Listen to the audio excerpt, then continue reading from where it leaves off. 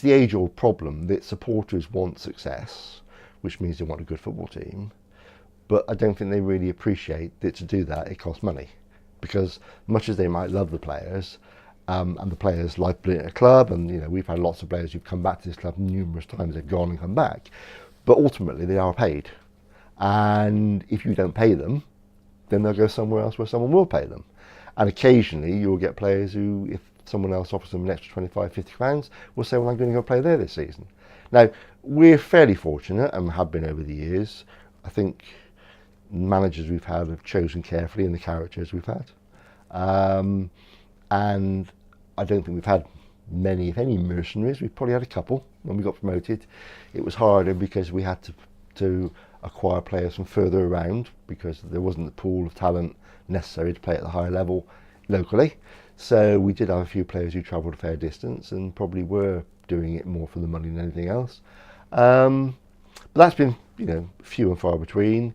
And ultimately, the difficulty of running a football club is there's never enough money.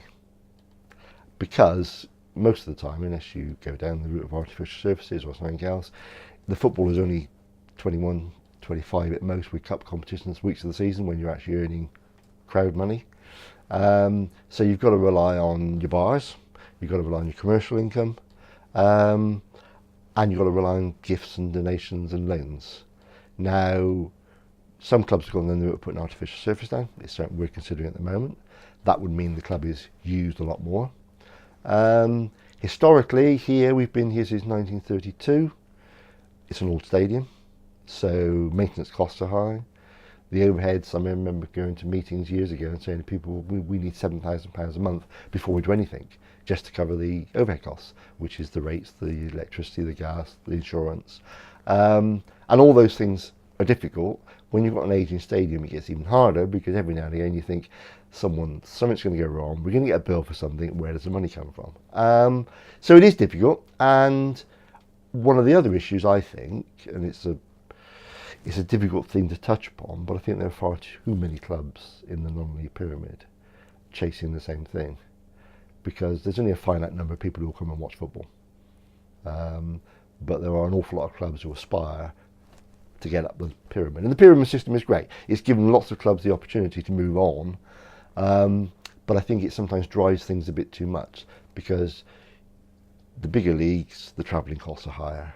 Then you've got the ground grading requirements, that you might only have, 100, 200 people every week, but because you need a grade, you've got to put extra turnstiles in that you might use once in a blue moon.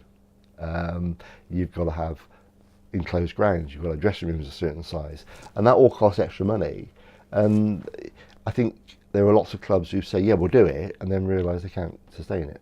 And sadly, there's a club in Gloucester at the moment, lovely little club, and they've decided they can't sustain Southern League divisional football. So they're going to drop down a level and cut their costs of the travel and everything else. And that is the difficulty. There's a lot of money that goes out of football. And there's lots of issues that could be tweaked a little bit. I mean, one of my little bugbears, the FA Trophy, is regionalised part of the time, but not all of the time. So you do have long cross-country journeys, and the only people gaining from that are coach companies. But it's a tweak in the system. That there's a reason for it, I'm sure. Just we don't necessarily see it at the time.